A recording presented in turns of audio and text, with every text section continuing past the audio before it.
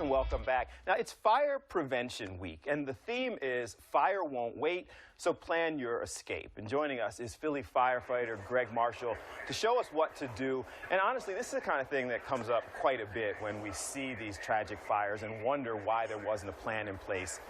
So Greg Marshall's going to help us. Good morning, sir. Good morning. Thanks for having me. Absolutely. And yeah, this is going to be Fire Prevention Week. This is actually the 100th annual Fire Prevention Week, and it started all the way back in 1922 to get people thinking a little bit about what they could do to keep themselves safe and protect themselves before there was an emergency. I feel like every time there's a tragic fire, we talk about this and hope that everyone will have a plan, and unfortunately, more people don't. So what's the first thing that everyone should do when putting together this plan? So I would say the first thing that you want to do is make sure that everyone in the house, especially the little kids, knows how to dial 911. We've had countless times where 7, 8, 9-year-old kids actually call 911 and end up saving one of their family members. Wow. Okay.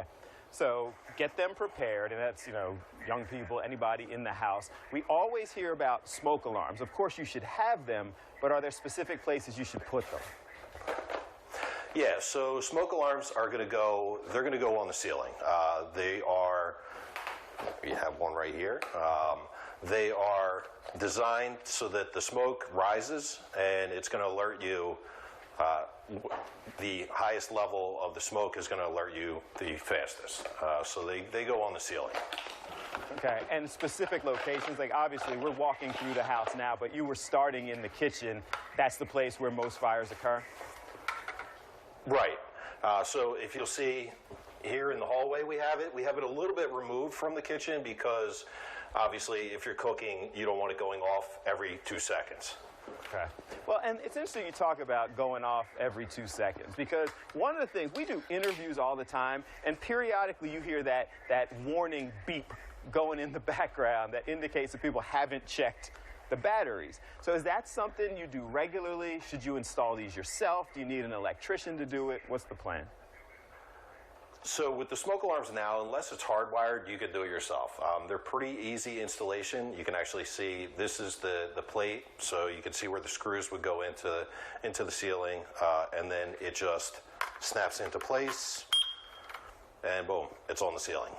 Okay. Can you walk us down? I know our photog's with you. Can you walk down to the bedroom?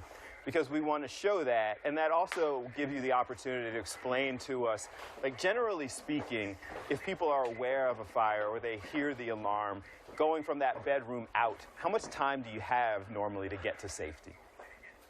So you can have as little as 2 minutes, actually, if you have a fire, to get to safety. Now, there are some things that you can do that are going to improve that drastically. The first one being, if we have a fire, if we're sleeping with the door closed, that's going to cut the heat and the smoke off. So now you've created what we call a survivable space. Okay. Even a hollow frame core door will last up to 20 minutes. So you've bought yourself a ton of time that you can safely get out either another door or a window. Wow, okay, good information. So it does make sense to close that door, stay behind it, and then you can go ahead and make the plan to get out. Oh, cool. Exactly. And we have some stuff in the kitchen that we can show you as well. A few things that'll keep yourself safe. We went ahead and set this up exactly the wrong way.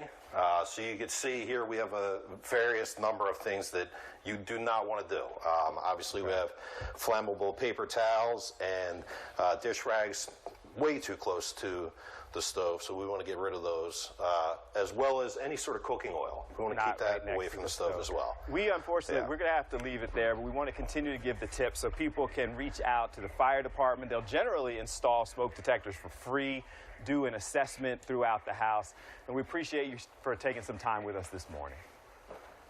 I appreciate you having us. Thank you. Absolutely. Thank you very much. Simple things, guys.